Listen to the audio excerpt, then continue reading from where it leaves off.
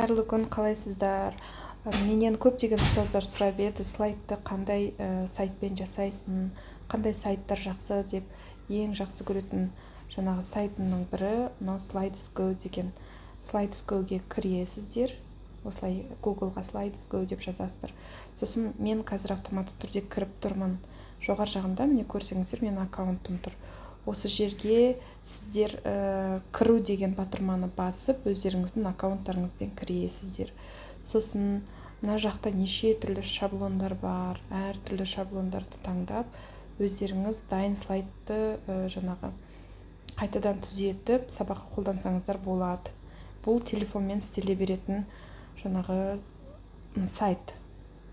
Енді мына жерге 3 сызықшаны бассаңыздар, түсі, оның стилі, жаңағы білімге байланысты, мысалы білімге байланыстыны бассақ, бізде мынандай дайын шаблондар шығады астында.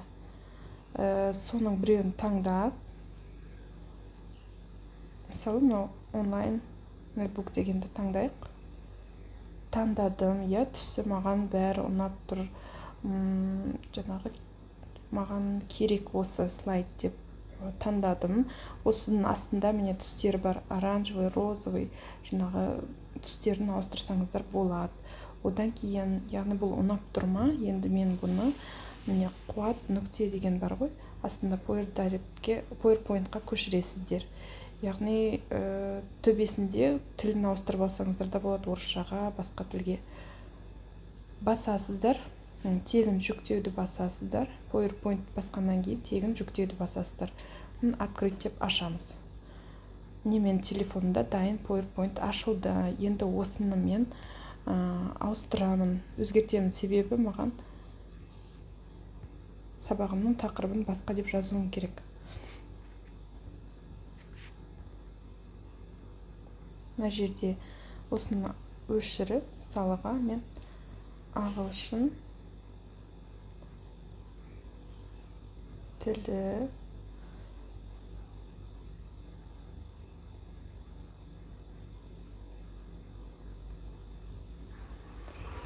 үшінші, мысалы А сыныбы деп, үшінші А сыныбы деп, ертеңгі күні мен сабағыма дайын слайдты осылай дайындап апарамын. Астына мысалға өзімнің аты жөнімді жазып қоямын. Сол сияқты ары қаратай сабақтың мақсатын жазамын. Болмаса сабаққа кіріспей, сабақтың тақырыбын ашу үшін қандай методика қолданамын, соны жазып, келесі бетке топқа бөлуді қолдансам болады екен, мына жерде тапсырмасын сұрауды қолдансам болады екен.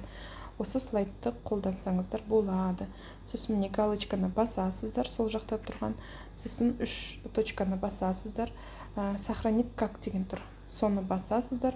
Это устройствоны басасыздар. И документ деген жерде, яғни жаңағы өзіңіздің телефоныңыздағы документті басып, сол жерге бүгін міне мысалға тақырыбын жазасыздар, қандай слайдты жасадыңыздар.